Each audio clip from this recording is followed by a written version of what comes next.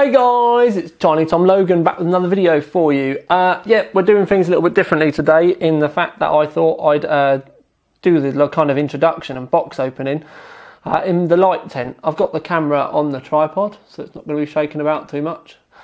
But yeah, I just thought I'd give it a try this way anyway. So today we're going to be taking a look at the PNY XLR8 liquid cooled GTX580. There's not really a lot more I can say about that apart from liquid cooled, but this is an enclosed liquid cooler. So what I'm going to try and do is probably really badly try and get this out of the box on the camera and show you what's inside. So there we go, there's our kind of a first look at the unit itself. Now you've got the graphics card, the drivers and stuff are hidden down the back in a driver's CD. Then you've got the main graphics card here, the radiator up here with the water loops, and then the fan that you can use up on this side. There is actually a section here that they could technically be sent out with two fans as well, but it doesn't come with one. Now, like I said, really badly, got to try and get it out of the box. Now I'm never going to get this box out of tent without knocking the camera. So what I'm going to do quickly now is turn the camera off, get all of this out of the box, and then bring you back for a look. Hey, so we're back. Right, so let's take a look. Now the first thing really that should quite puzzle you is the fact that it does look like a reference 580. And that's basically because it pretty much is. Well, it is. It is a reference 580 with a slight modification to the top of the shroud here, but the only real difference is the vapor chamber underneath. There'd normally be a massive vapor chamber section here, is actually missing, and that's then where they've got the like the water cooling block mounted. But obviously this is like, I'm pretty sure this is an Acetec unit. It is. It's an Acetec radiator. I'll show you on the. I can bend it round. There we go. It says there Acetec. But anyway, right. So it's an Acetec unit. It's pretty much the same as the CPU loops that they've been using for the Bulldozer and the 2011 CPUs.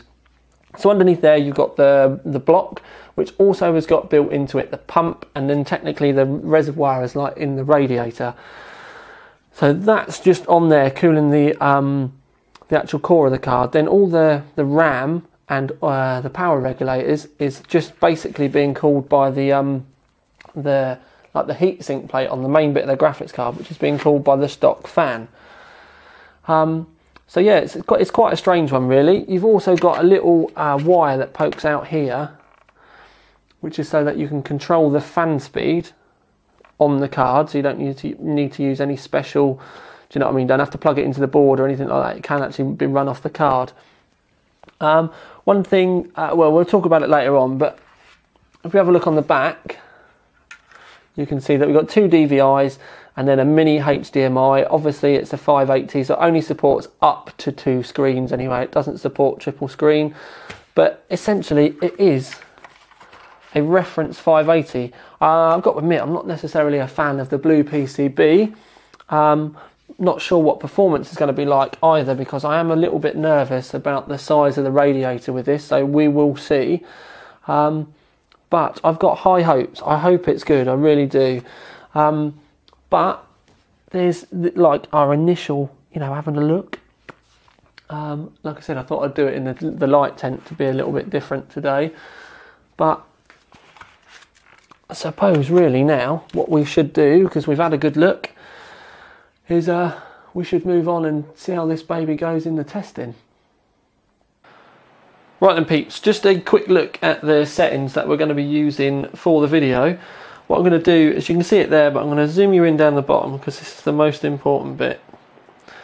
Right, as you can see, the stock clocks for the card are 857 MHz on the core, 1053 on the memory, and then 1714 on the shader. Well, for the entirety of the review, we're going to be running it at 950 on the core, memory set to 1100, effective 2200, and then the shader is at 1900 MHz. That's also with, as always, the 950 at 200 times 20 for a 4 GHz overclock, and 1600 MHz Mushkin Redline Ridgeback at 68624, and like I said, 1600 MHz with the D14. But yes, so yeah, we're gonna. That's all the settings that we're going to be using throughout the video, and yeah, let's see how we get on. Right then, peeps, on to the 3D marks. We'll do both the P scores here. 3D mark 11, 7,806. Just so that you know, this is with our standard graphics card test rig. 950 at 200 times 20, 6 gig of RAM, 1600 megahertz, normal stuff, and then just the graphics card chucked in on top. So we can compare all of these with all the other reviews that we do. So yeah, 7,806, which is a pretty damn good score. But if we move over quickly, we can see the P score for Vantage, which is 33,942. So yeah, still a pretty huge score there when you think about it. Anyway, what we're going to do now is crack off and we'll do the extreme runs for both of these. Right then guys, 3D Mark 11 X score, 2,562. Again, that's still a massive score for 3D Mark 11. I know it's a 580, but anyway, let's we'll swing round. Yeah, I pressed the wrong button. Anyway, moving on to H score for 3D Mark Vantage, 23,426. I couldn't see whether that was a 6 or an 8 then. Anyway, so some pretty massive scores there. I think it's probably time now to bust out Unigine.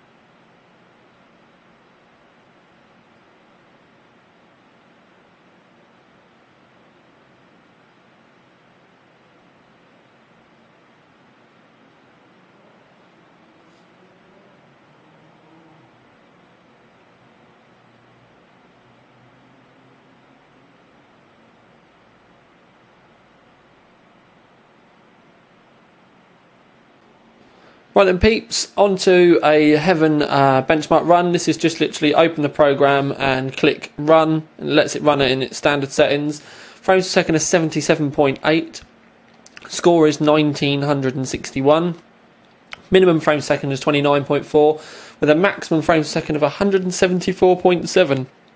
Obviously you can see all the settings and results and the system specs and everything there, so there you go. So yeah, that's Heaven. Wonder what's next. Moving on to Metro. As you probably noticed, we've not set the speakers up, so we'll just run through it, and you can see what's going on. Frames per second on the top right hand corner there, obviously.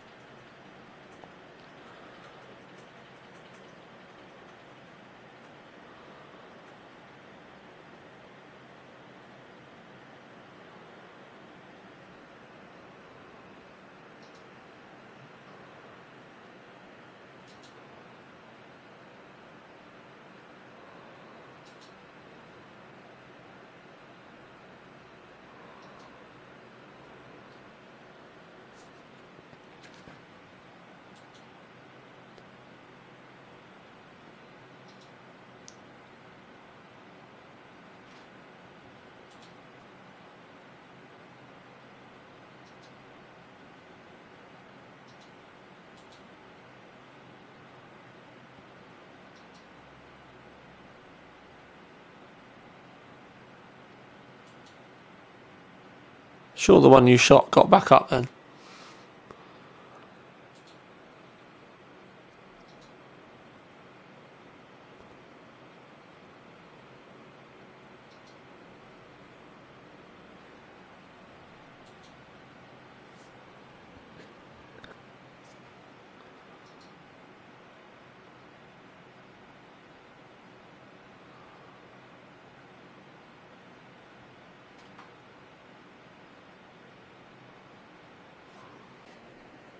Right then peeps, just a quick look at the temperatures. This has been running in the background throughout the testing that we've done. We actually found that Unigen was the thing that pushed the temperature up that high, but the minimum setting that we had when we first booted the system was 27 degrees. As you can see though, the value at the moment is 28, so it's going to end up getting back down there eventually. But the maximum temperature that we've got, and don't forget that we've been running this with an overvolt, with an overclock, everything like that, it's been 53 degrees. Now, even I think that's quite an impressive temperature, because I was really, really worried that 120 rad wouldn't really be enough for this. I certainly wouldn't build a custom loop with a radiator this size, but yeah, I have been pleasantly surprised at how well this thing performs. But yeah, I suppose it's time now to move on. Right then guys, on to the XLR8 conclusion. So we'll bosh in with the award straight from the get-go, and then I'll kind of explain why. And I don't think I've really got much other of a choice than to give it a gold award. And yeah, like I said, I kind of need to explain why. Now the price, it's one of the stores that I looked at in the UK is £467. So compared to the non-water cooled one, it's roughly about 70 quid more expensive, which when you consider what we've got, it's not really that bad, because it essentially, excuse me, nice onion crisps there, essentially it's a standard reference 580, and all they've done is taken the vapor chamber part of the cooler out. So when you take it apart, there's a big vapor chamber block. All they've pretty much done is taken that out, and then you've got what's essentially a CPU cooler style thing with an all-in-one pump and everything built in, kind of nailed on the top of it, and then that runs off to the 120mm rad. Now I will admit, when I first saw this, I thought to myself, the temperatures are going to be, you know, if not, get my words out, temperatures going to be right up near air cooling kind of temps, if not worse. Now I have to admit, I would never in a million years, if I was building a custom loop, put a 580 on a 120 rad. Even if it was a custom radiator, even if it was a thicker radiator, I just wouldn't do it. But on this, it does seem to be alright. I still wouldn't do it if it was my own rig. I don't see the point in going to, you know, all the hassle of buying so many parts and then not putting it on a big radiator. But it does seem to work alright. So yeah, temperatures were pretty bloody good, to be perfectly honest with you. One of the things that I kind of had a little bit of a gripe with, they said it was 30% cooler than stock, like reference with air cooling, but also 30% quieter. Now, I don't see how they can say that when what you've got to bear in mind is you're adding another fan to it. So unless you're making obviously the reference fan spin slower and then adding the other fan on, to me it was louder than a reference 580. Not a lot in it, but yeah, the 120mm fan run from the card or run off of 12 volts was definitely louder than any 580 I've ever had. But it did the cooling job quite well. Another thing that I quite liked about this is I was a bit worried about the 120 not really coping, and as I said, I still wouldn't, if it was a custom loop, I would never ever put a 580 on a 120 rad. I don't see the point. By the time that you've gone as far as to building your own custom loop, you might as well put it on a minimum of a 240. But with this, what you could bear in mind is you could technically have a Corsair H100 on your CPU with a 240mm rad in the roof, and then you could have this with the 120 on the back of your case. So yeah, like I said, I shouldn't like it. Everything inside me is telling me I shouldn't like it, but I do like it. Another thing what you got to bear in mind is it's a closed, you know, encased water loop, so you're not really going to have any maintenance problems or anything like that. There does seem to be a little bit more air in mine than I'm comfortable with, in the fact that once, you know, you can move it around and you can hear the air, but I suppose once it's in your rig and it's kind of settled down, it should be all right. But another good thing is the fact that, I know this isn't as long as some of the other manufacturers out there, but this comes with a 5-year warranty. Now, let's face it, anyone that buys this, or at least 99.9% of the people that ever buy this, will have sold it by the time the warranty runs out. So to be able to have warranty, including water cooling, for the whole time that you own the product, it's pretty bloody impressive.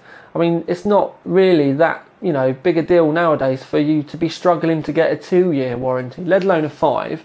I know there are still some manufacturers out there that do like lifetime warranties and stuff like that, but to be perfectly honest with you, I think that's more of a gimmick than anything else, because the only really time that you're going to have, you know, a lifetime warranty that's going to be any good is if you can transfer it onto the next person that you sell it to. And we all know how much of a hassle it is, you know, saying that products are gifts and stuff, or, do you know what I mean, you haven't got the original receipt and all that kind of thing. So those massively extended warranties I really don't see the point in. I would probably prefer to have a slightly shorter warranty and maybe pay a little bit less for it, if, do you know what I mean, if they really factor those kind of things in. So the 5-year, I think, pretty much hits a nail on the head. Now, it is a quirky design, because like I said, all they've done is pretty much use the stock cooler. And I've got to admit that obviously you've not got the vapour chamber in there, but the card does still get blisteringly hot to touch. Temperatures don't really read it, because the temperatures are reading off the GPU core, but around the power regulator area, underneath where the fan is, oh my god, you could cook a potato on the back of the card. But that's not because of, you know, the card itself. That's just the way that the 580s are. I think they really should have put like a back plate or something on this to have been able to help dissipate the heat a little bit better, because if they did that, then they probably could have got away with having the fan running even lower. And then this is when it gets kind of real complicated, and, you know, could they have made the actual base plate with the heat sinks after all the power regs a bit bigger or something like that to help dissipate the heat a bit better? But obviously then you are getting, you know, really complicated. The only way I can really see that they could have made this any better would have been to have had a full water block kind of design, rather than just on the core, so that the radiator was cooling the power regs and everything as well. I've got a funny feeling though that if you took all those power regs into the same loop, then you probably would have needed a much bigger radiator to have been able to cope with this. But I mean, throughout our testing, we didn't ever see 55 degrees, and that was with a 580 with a big overclock. It was still quite quiet as well. The noisiest thing really was that 120 fan. To the point, I think, if you maybe have changed the 120 fan for something with a bit better, you know, static pressure, maybe like a Noctua or something, or one of the decent branded ones, not one of the fans that just blows an absolute torrent of air, but with, you know, a good static pressure and still remains to be quiet, I think that this could actually have performed significantly better. So it all boils down to the fact, would I buy one? And I've got to admit, I wouldn't use it for myself, but I can definitely see the benefits of running this for like a system, if I was building one for someone else, or if I was advising someone on what kind of avenue to go down. One thing I will kind of stress though is I am actually a big fan of the reference NVIDIA coolers. Because of that massive vapour chambers, they do perform very well. The temperatures, they're not epic. There are other coolers out there that work better, but it's the fact that they remain so quiet. I'd almost go as far to say they're probably quieter than any of the aftermarket coolers out there. But this, obviously, with that water cooler, it drops those temperatures down a massive amount. I mean, sub 60 degrees for an overclock 580, you know, it is bloody good, and the performance is there as well.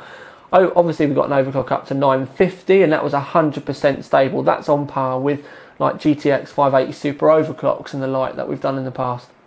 We could go a little bit further, but as we started to push the clocks up, it was getting picky with some of the really, really intensive benchmarks.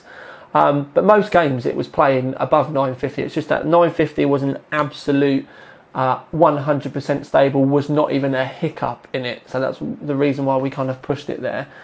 But it was almost stable at kind of like 1,000. It was around 990. It was really starting to get a bit flaky. But some of the benchmarks were starting to flake out around the 985 mark. So There's I think one of the problems is that in Afterburner with this, the actual voltage increase is quite limited. It's got quite a bit of a voltage bump in the first place. But obviously that helps keep the temperatures down as well. So it's just, if you really wanted to, you could open the BIOS up and make a few tweaks and put the voltage up a little bit. I reckon you probably get much better clocks. But obviously voltage equals heat, so everything starts to get pretty complicated.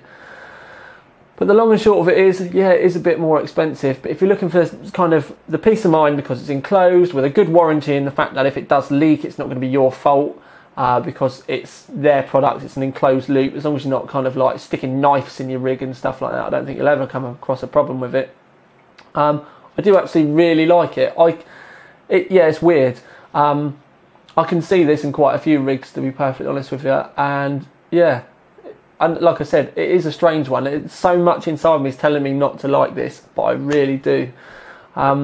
So yeah, that's the reasons why I personally don't think I could have given it anything other than the OC3D Gold Award. So really, after going round and round in circles for the last how long, nearly 10 minutes, it's a massive double thumbs up from TTL, and I would very much like to see some of the other things that PNY bring to the table at a later date. So yeah, really impressed with this one, really impressed. So for now, at least, this is Tiny Tom Logan trying to stop his rabbling with another video for you. Out.